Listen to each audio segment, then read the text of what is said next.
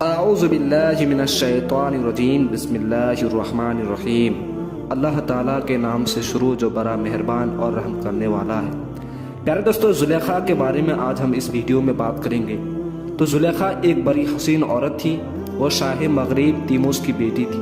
اس نے ایک رات خواب میں ایک حسین و جمال شخص کو دیکھا۔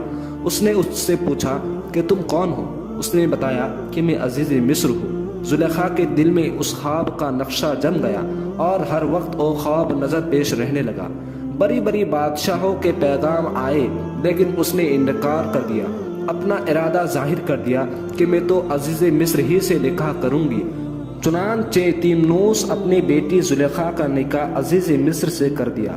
زلیخا نے جب عزیز مصر کو دیکھا تو دیکھ کر حیران رہ گئی کہ وہ نہیں ہے جسے خواب میں نے عزیز مصر کو دیکھا تھا۔ حتیٰ کہ عزیز مصر نے مصر کے بازار سے بکتے ہوئے حضرت یوسف علیہ السلام کو خریدا اور انہیں گھر لایا۔ جب زلیخا نے حضرت یوسف علیہ السلام کو دیکھا تو خواب کے نقشہ کے مطابق پایا اور وہ حضرت یوسف علیہ السلام کی محبت میں وارفتہ ہو گئی۔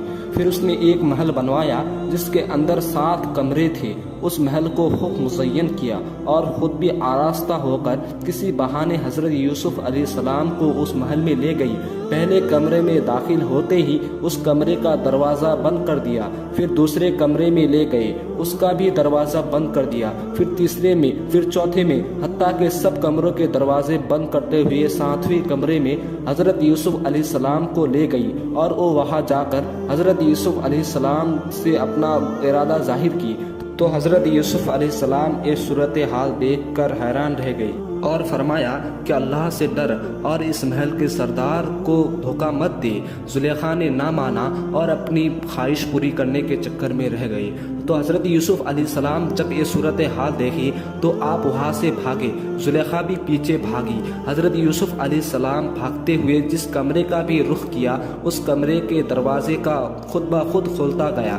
زلیخا نے پیچھا کرتے ہوئے آپ کا کرتا مبارک پیچھے سے پکڑ کر آپ کو کھینچا کہ آپ باہر نہ نکلنے پائے۔ آپ غالب آئے اور باہر نکل آئے۔ اس جد و جہد کے وقت باہر کے دروازے پر عزیز مصر کھڑا تھا۔ اس نے دونوں کو دوڑتے ہوئے دیکھ لیا تو زلیخا نے اسی وقت حضرت یوسف علیہ السلام کو پھنسانے کے چکر میں لگ گئی۔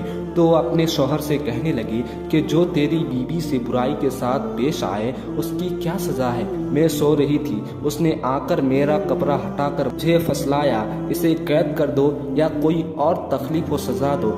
حضرت یوسف علیہ السلام نے فرمایا یہ جھوٹ بول رہی ہے، واقعہ اس کے برعکس ہے، پھسلانا تو یہی خود چاہتی تھی اور میرا نام لگائی۔ عزیز مصر نے کہا اس بات کا ثبوت اس کمرے میں زلیخا کے ماموں کا ایک دودھ پیتا بچہ جس کی 3 ماہ کی عمر تھی، اس کو لے آؤ۔ یوسف علیہ السلام نے فرمایا اس بچے سے پوچھ لو۔ عزیز مصر نے کہا اس 3 مہینے کے بچے سے کیا پوچھوں اور یہ کیا بتائے گا؟ یوسف علیہ السلام نے فرمایا خدا تعالیٰ اسے بولنے کی طاقت دینے اور میرے سچائی ظاہر کرنے پر قادر ہے۔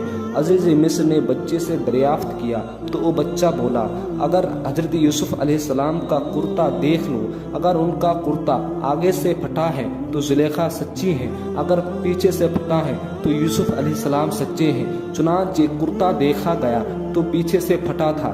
یہ حال صاف بتایا رہا تھا کہ حضرت یوسف علیہ السلام زلیخا سے بھاگے تھے اور زلیخا حضرت یوسف علیہ السلام کی پیچھے کرتے کو پکڑ کر پھاڑ دیا۔ تو عزیز مصر نے یہ حقیقت دیکھ کر جان لیا یوسف علیہ السلام سچے ہیں۔ پھر اس نے یوسف علیہ السلام سے معذرت طلب کی۔